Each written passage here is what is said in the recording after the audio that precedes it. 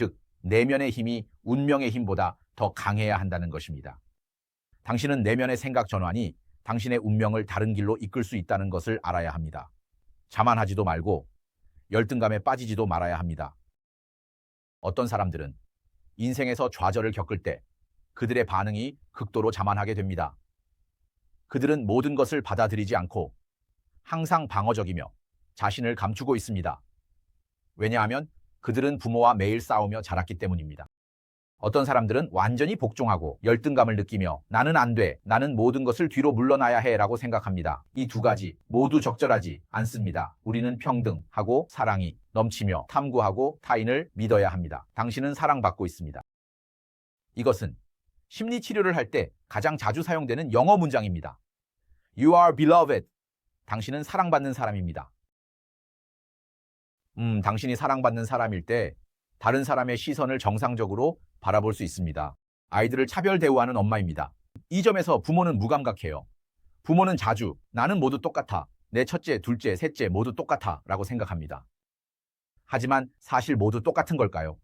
꼭 그렇지는 않습니다. 여기서 가족 희생양이라는 재밌는 용어가 있습니다. 며칠 전 한 친구가 저희 집에 와서 이야기했어요. 그는 세 아들이 있다고 하더군요. 왜인지 모르겠지만 그는 둘째에게만 화를 내요. 첫째나 셋째가 잘못을 저질러도 그렇게 화를 내지 않는데 둘째가 잘못을 하면 꼭 화를 내고 그 이유도 이해하지 못합니다. 이런 아이를 가족 희생양이라고 부릅니다. 그 이유는 무엇일까요? 시간의 문제일 수도 있고 그 시기에 가족 간의 갈등이 있었던 것일 수도 있습니다. 부모가 이 아이에게 화를 내면 다른 갈등이 완화된다는 것을 발견했을 때 그런 상황이 발생할 수 있습니다. 부부 간의 관계가 긴장되거나 다른 관계가 복잡해지고 스트레스가 많을 때 이 아이에게서 문제를 해결할 수 있는 경우가 있습니다. 이 아이는 실수를 잘하는 경향이 있어서 조금 장난꾸러기인 경우가 많고 그로 인해 많은 문제와 갈등이 이 아이에게 쏠리게 됩니다. 하지만 사실 그 문제는 부부 관계의 문제일 수 있습니다. 그들은 이 문제를 회피하고 해결하지 않으며 매번 이 아이를 문제 삼습니다. 이를 가족 희생양이라고 합니다. 심지어 많은 부모는 자녀가 자라난 후에도 여전히 자녀를 차별 대우합니다. 여기에는 출생 순서의 문제도 있지만 더 많은 것은 성별 문제입니다. 남아 선호 현상입니다. 형제자매 중에서 부모의 사랑을 더 많이 받는 그 아이가 더 행복할까요? 답은 아니요입니다. 부모의 편애는 모든 아이에게 해롭습니다. 부모의 사랑을 받지 못하는 아이는 상처를 받을 것이고 부모에게 지나치게 편애받는 아이는 부모와 진정으로 차별화할 수 없을 것입니다. 두 유형의 아이 모두 똑같이 해를 입었습니다. 부모가 자녀를 다르게 대하면 모든 자녀가 고통을 안고 살아가게 될 것입니다. 바로 이 집에서 문제아가 되는 아이는 더 빨리 독립하고 성공하며 그 아이는 분화를 이루죠. 더 장난치고 생명력이 넘칠수록 부모에게 덜 사랑받을수록 더 잘 지냅니다. 반면 부모의 손안에서 자란 귀여운 아이는 집에 의존하게 되고 먹고 사는 아이가 될 가능성이 높습니다. 두 경우 모두 상처받는 존재입니다. 너는 내 형보다 뛰어나면 안 돼 같은 말을 듣는다면 그는 수동적인 성격을 형성합니다. 그들은 일을 할 때 항상 뒤로 물러서고 어릴 때부터 너는 앞서면 안 된다고 배웠기 때문입니다. 그리고 먹고 사는 아이들 같은 경우도 있을 수 있습니다.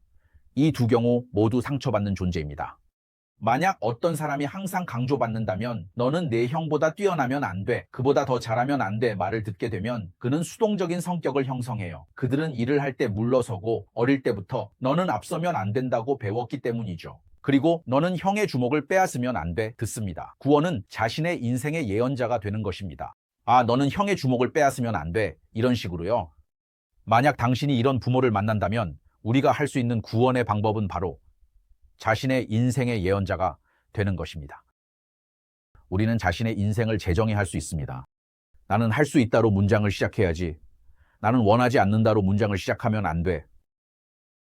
아, 나는 무엇이든 할 수 있고 나는 어떤 사람이 될 수 있으며 나는 세계 여행을 할 수 있고 나는 성공할 수 있어요. 이것이 바로 행복을 추구하는 방식입니다. 여기서 많은 이야기를 했는데 어머니의 행동에서의 편차에 대한 부분이죠. 하지만 우리가 마지막으로 배워야 할 것은 의미 전환 기법을 통해 우리 어머니를 다시 바라보는 것입니다. 아버지도 포함해서요. 의미 전환 기법이란 무엇일까요? 이미 일어난 일들, 즉 과거의 어린 시절의 일들에 대한 것입니다. 우리는 원가족이 당신의 동력의 원천이 되어야 한다고 말합니다. 원가족은 당신의 고통의 변명이 되어서는 안 되며 오히려 당신 인생의 동력의 원천이 되어야 합니다. 그것이 고통의 원천인지 동력의 원천인지는 사실 당신이 어떻게 바라보느냐에 달려 있습니다. 원가족에서 벗어나는 것은 어렵다고도 할 수 있고 그렇지 않다고도 할 수 있습니다. 어렵다고 하는 이유는 많은 사람들이 이 문제를 전혀 인식하지 못하고 그저 계속해서 괴로움을 느끼기 때문입니다. 그렇지 않다고 하는 이유는 만약 당신이 이를 인식하게 된다면 유일한 변화는 당신의 마음속에서만 일어나면 되기 때문입니다. 사실 당신은 이미 그 가족을 떠났고 원가족은 이미 떠난 상태입니다. 그렇다면 지금 당신이 유일하게 바꿀 수 있는 것은 당신의 생각과 의식입니다. 맞죠? 우리의 시각이 긍정적으로 변할 때 이런 관계들이 서서히 긍정적으로 변하기 시작합니다.